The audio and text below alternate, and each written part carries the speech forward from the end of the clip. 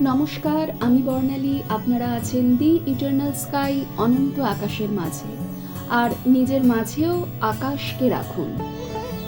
আজকের পর্বে মা তারার সন্তান সাধক বামদেবের আবির্ভাব তিথি উপলক্ষে লেখক প্রণবেশ চক্রবর্তীর লেখা মহাপুরুষদের জীবনের অলৌকিক কাহিনী গ্রন্থের অবলম্বনে সাধক বামাখ্যাপার জীবনে কয়েকটি অলৌকিক ঘটনা আপনাদের শোনাবো।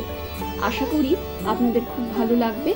আমাদের সঙ্গে থাকবেন, লাইক, শেয়ার ও কমেন্ট করবেন এবং চ্যানেলটিকে সাবস্ক্রাইব করতে যেন ভুলবেন না। সাধক বামাখ্যাপা। সাধক বামাখ্যাপার মাতৃদেবী রাজকুমারী কিছুদিন রোগ ভোগের পর হঠাৎই লোকান্তরিত হয়েছেন। এর আগে পিতা সর্বানন্দ যখন লোকান্তরিত হন তখন বামাখ্যাপার ছিল বয়স মাত্র 18। আসল নাম তার বামাচরণ। পরবর্তীকালে কেউ বলতেন বামদেব, কেউ বলতেন বামাখ্যাপা। মহাসাধক কৈলাসপতির আশ্রয়ে বামাখ্যাপা তখন থাকেন দ্বারকা নদের তীরে শ্মশানে। ঘর সংসার সবকিছু ছেড়ে দিয়েছেন। সংসারে তার একমাত্র বন্ধন ছিলেন মা, তিনিও চলে গেলেন। গর্ভধারিণী মা চলে গেলেও জগৎজননী মা তারাই তখন তার একমাত্র ধ্যান জ্ঞান। নিজের জন্য কোনো পর্ণকুটিরের প্রয়োজনও নেই তার। নিচে তার মায়ের সিদ্ধপীঠ মহাশ্মশান, আর মাথার উপরে উদার অনন্ত আকাশের মহাবিস্তার। মুক্ত বিহঙ্গের মতোই খ্যাপা এখানে স্বেচ্ছাবিহারী। এই অবস্থায় তিনি হারালেন গর্ভধারিণী মাকে। ওদিকে তার ছোট ভাই রামচরণ দাদার উপর ভরসা না করে নিজের সাধ্যানুযায়ী মায়ের আদ্যশ্রাদ্ধের ব্যবস্থা করতে উদ্যোগী হয়েছেন। কিন্তু সংসারে বড়ই অভাব।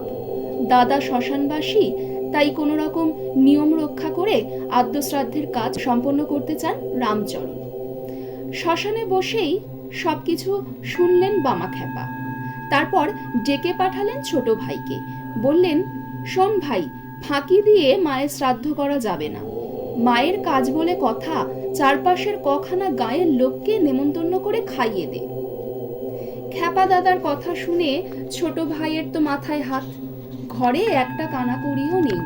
কত কষ্ট করে দিন চলছে। এসব খবর কি দাদা জানেন না? তাহলে এরকম কথা বলার অর্থ কি? এ যে ভয়ঙ্কর পাগলামি। বামদেবের কথা শুনে রামচরণ দিশেহারা হয়ে পড়েন। এত লোককে খাওয়াবার মতো তার সঙ্গতি কোথায়? তিনি মাথায় হাত দিয়ে ভাবতে বসেন। অথচ দাদার বিরুদ্ধে কথা বলারও সাহস নেই। তাছাড়া দাদার খেয়ালিপনাও তার জানা আছে। ওদিকে প্রতিবেশীরা যখন বামাখ্যাপার ওই নির্দেশের কথা শুনলেন তখন সবাই মুচকি হাসি হেসে ওঠেন। আবার কেউ কেউ এটা পাগলের প্রলাপ বলেই তুড়ি মেরে উড়িয়ে দিলেন। কিন্তু এসব হাসি ঠাট্টাকে বামদেব কিছুমাত্র গুরুত্ব দিলেন না। তিনি নিজেই তার গ্রাম আটলায় গিয়ে পৈতৃক বাড়ির সংলগ্ন জমি পরিষ্কার করলেন, যাতে লোক খাওয়ানোর কোনো অসুবিধা না হয়। গ্রামের সবাই অবিশ্বাসের হাসি হাসলেও বামদেব কিন্তু নিজের কথা রাখতে দৃঢ় প্রতিজ্ঞ।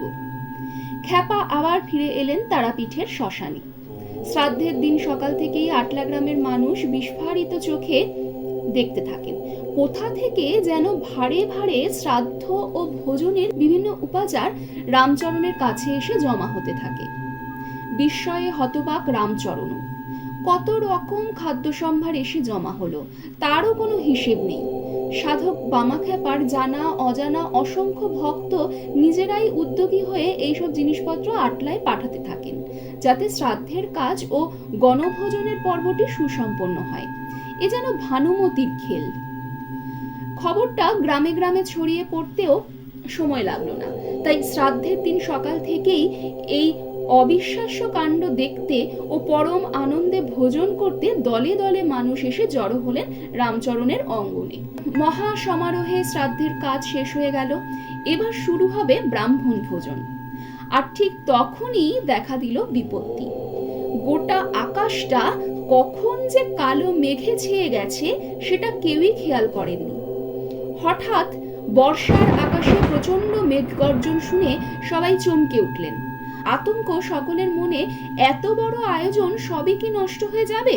নিমন্ত্রিত অতিথিরা কি অন্ন গ্রহণ করতে পারবেন না? ক্ষেপা জননীর শ্রাদ্ধ কি অসম্পূর্ণই থেকে যাবে? রামচরণ হতাশায় ভেঙে পড়লেন। ওদিকে তারাপীঠ মহাশ্মশানে শিবকল্প বামদেব গভীর ধ্যানে মগ্ন। হঠাৎ প্রচন্ড মেঘ গর্জনে তার ধ্যান গেল ভেঙে। আকাশের দিকে তাকিয়ে তিনি বুঝলেন তার জননীর পারলৌকিক কাজ অসম্পূর্ণ থেকে যাবে। প্রকৃতি বিরূপ। তিনি আর কাল বিলম্ব না করে তারাপীঠ থেকে ছুটে চললেন আটলায়। ঘোর সংকটের সামনে দাঁড়িয়ে আটলায় তখন রামচরণ অসহায়। দাদাকে আসতে দেখেই তিনি হাউ হাউ করে কেঁদে ফেললেন। বললেন, দাদা, তুমি তারা মায়ের কৃপায় আমাদের গর্ভধারিণী মায়ের বিদেহী আত্মার শান্তি কামনায় এত বড় শ্রাদ্ধের আয়োজন করলে, কিন্তু যেভাবে ঝড় বৃষ্টি ধেয়ে আসছে তাতে তো সবকিছুই পণ্ড হয়ে যাবে। রামচরণের কান্না আর থামেনি। বিশাল দেহী বামা ক্ষেপা যেন রুদ্ররূপী শিবের মতোই মাথা উঁচু করে দাঁড়ালেন। বললেন, ভয় নেই, আমার তারা মায়ের কৃপায় কোনো আয়োজনই নষ্ট হবে না, অতিথি সেবাও হবে নির্বিঘ্নেই। তারপরে তিনি মেঘের গর্জনকে ছাপিয়ে শম্ভু কণ্ঠে তারা মন্ত্র উচ্চারণ করতে করতে শ্রাদ্ধের আসরে গভীর ধ্যানে ডুবে গেলেন, যেন ধ্যান গম্ভীর হিমালয়।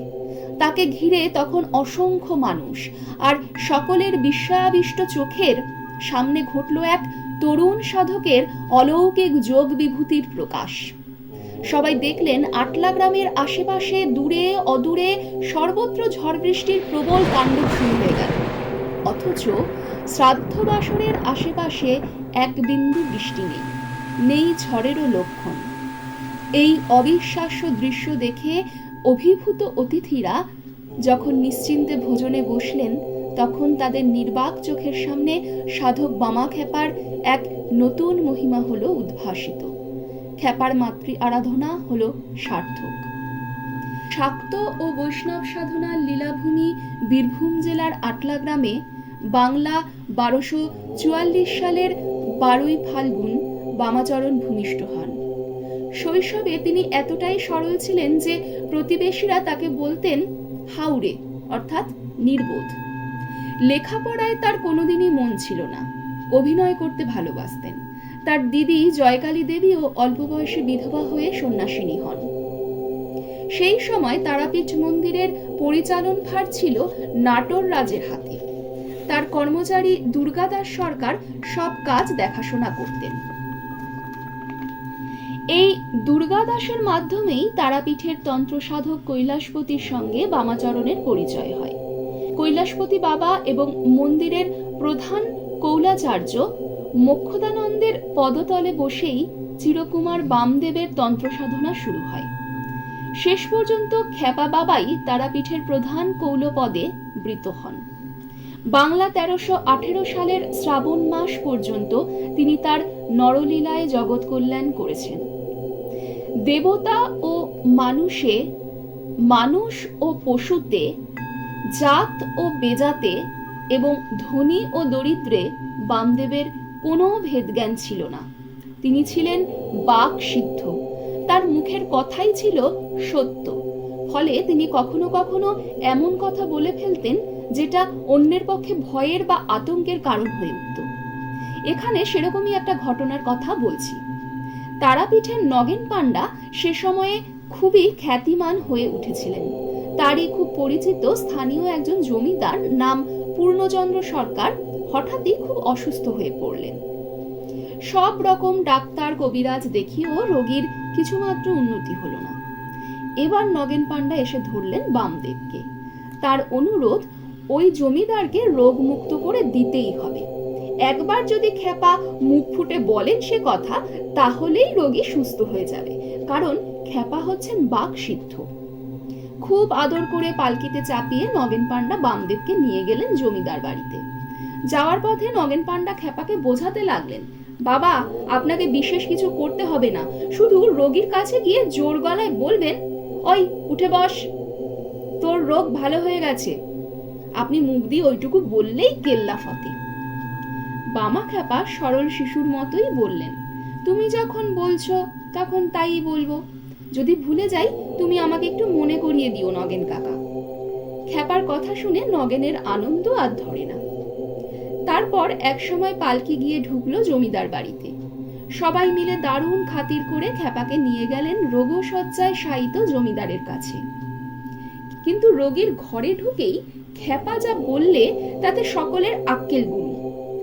রোগীকে দেখে খ্যাপা বললেন, ও নগেন কাকা, এ শালা তো এখনই ফট। ফট মানে শেষ, অর্থাৎ এ রোগীর আর আশা নেই, এখনই প্রাণান্ত হবে। এ কথা বলেই খ্যাপা এসে পালকিতে উঠে বসলেন। ওদিকে রোগীও শেষ নিঃশ্বাস ত্যাগ করলেন। এতে নগেন পান্ডা রাগত স্বরে খ্যাপাকে বললেন, এ আপনি কি করলেন? এরকম করবেন জানলে আমি আপনাকে এখানে নিয়েই আসতাম না। সরল বালকের মতোই খ্যাপা উত্তর দিলেন, আমি তো তোমার শেখানো কথাই বলতে গিয়েছিলাম, কিন্তু মা তারা যে বাধা দিলেন, বললেন ও কথা বলিস না, বলে দে ফট। আমি তো তাই বললাম। এই হলেন সাধক বামা খ্যাপা। তো বন্ধুরা, আজকে এই সাধক বামা খ্যাপা, যিনি কিনা মা তারার একজন শ্রেষ্ঠ সন্তান, তার জীবনের অজস্র অলৌকিক ঘটনার মধ্যে দুটি ঘটনা উল্লেখ করলাম। আশা করি আপনাদের খুব ভালো লাগবে। আবার দেখা হবে অন্য কোনো পর্বে, অন্য কোনো অনুষ্ঠান নিয়ে। জয় মা তারা, জয় বামদেব। নমস্কার।